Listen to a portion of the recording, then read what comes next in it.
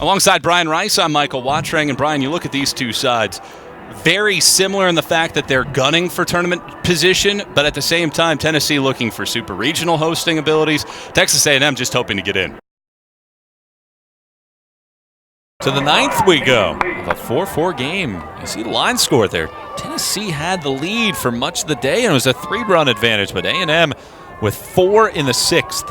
A 3-run home run from Bailey Klingler gave him the lead. Tennessee responded right back to tie it, and Kaylin Arnold back into the circle. She continues to rack up pitches out there. She deals with 5, 6, and 7 in Joe Evans' lineup. Texas A&M 2-0 in extra inning games. A 2-1 win over McNeese State February 15th. A 2-0 win over Stephen F. Austin in 15 innings on March 20th.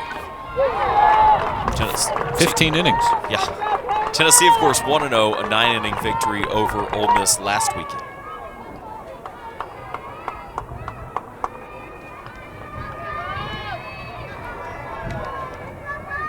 Well, A&M's offense has busted out 4 runs. On the road this year, they're averaging just 2.8, and they're 1-11 on the road. As a strike on the outside corner makes it a ball and 2 strikes.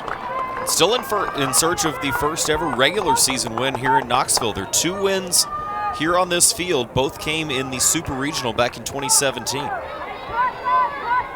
Overall, Tennessee with a 15-4 lead in the all-time series. This is the 20th meeting. Lee strikes out, but it goes to the backstop, and she will win the race to the bag.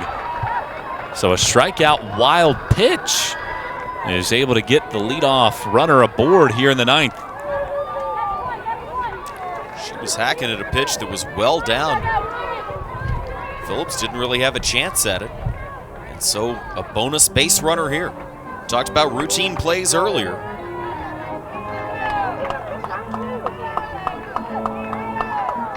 Well, now that brings Riley Sarton to the plate. And as we've talked about in this game, she loves hitting in this ballpark. Home run on Friday. She had that 3-run homer in the Super Regionals back in 2017 that allowed A&M to take a lead in what became a 6-5 series evening victory in the Super Regionals on May 27th of 2017. Now 7 strikeouts in the game for Kaylin Arnold. It's her highest total since March 1st against New Mexico, her highest in SEC play. So leadoff base runner here for A&M. Did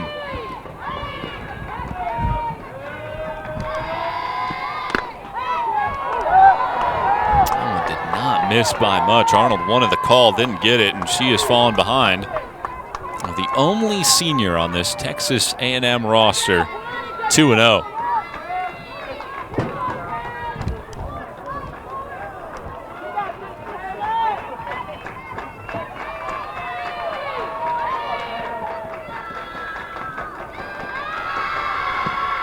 Swing and a miss. Good pitch from Arnold there.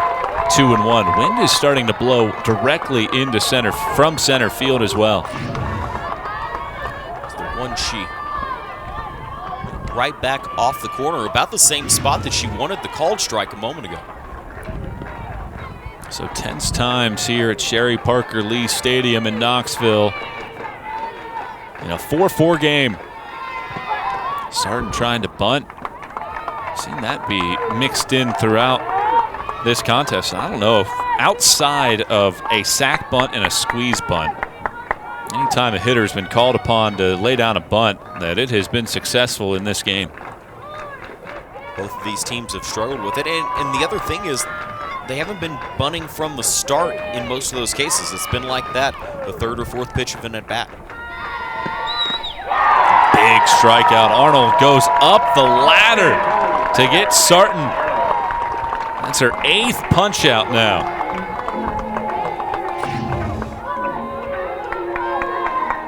Go again, sets it up and goes rise ball. Sarton swings right under it. Perfect sequence, perfect setup by Arnold. Arnold, who had retired 12 in a row from the 1st through the 4th innings after a leadoff single. Here in the 9th with 1 out and a runner at first, we'll go to work on Smith, who takes ball 1 down and away. Smith has struck out twice, grounded to second as well in 3 trips.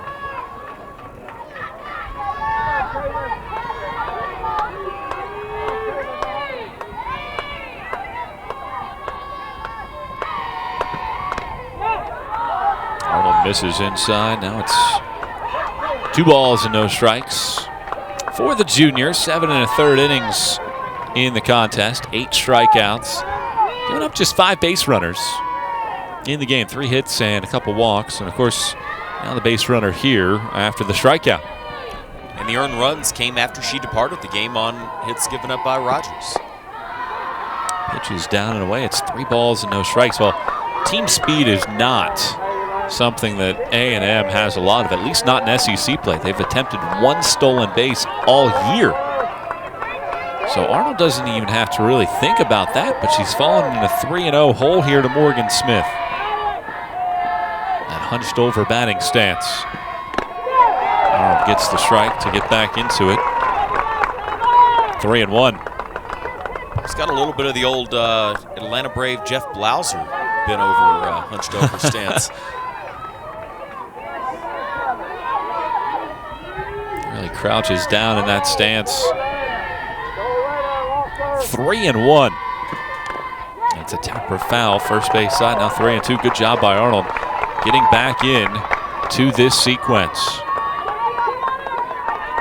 And Tennessee this year, bunch of marquee victories, 17 over teams that ranked or received votes in the coaches poll. Looking for a win that would clinch a 17th consecutive 40-win season. Little roller out to second base. Picking it up is Parsons to throw out Smith. Lee was moving pretty quickly as soon as that ball was put in play, so she's able to get into scoring position, but it comes with 2 outs now for Fritsch. And you look at focus on Parsons and just make the play. Make the play, make the play, and she did that. You know, you can worry about the go-ahead runner at second, but you can't have a disaster there where you try to get her and everybody's safe and then you dig yourself into a hole. Fritsch is 0 for 2, is grounded to second base twice. Takes up in the zone here. Well, here's a big sequence. A&M 3 for 6 with runners in scoring position in the game. You take that out, they are 2 for 25 when there hasn't been a runner in scoring position. So they have taken advantage of these spots.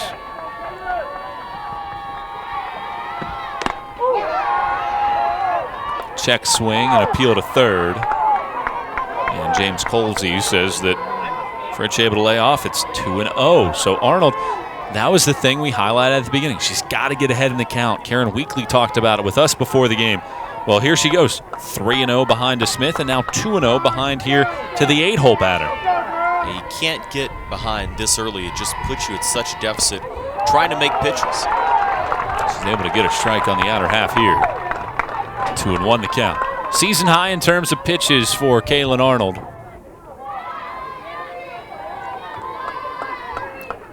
She's been working, and she's been working deep into counts, normally ahead. Now this is a departure here the last couple. 2-1 pitch. A little slap foul. Third base side. Counts even at 2-2. Well, you can't ask for much more in a regular season finale. Tennessee knows with a win they'll be slotted in the top 4 and won't have to play until Thursday. Some things could play out to where they could still be one of those top 4 teams, but then you have to get into those tie breaks that take some upper-level math to figure out. 2-2 pitch, hit in the air to left field, drifting back Holcomb in front of the warning track and over towards the line. She puts a squeeze on it, so the drop third strike does not haunt Arnold in the inning. Out of the 9th we go. We're tied at 4.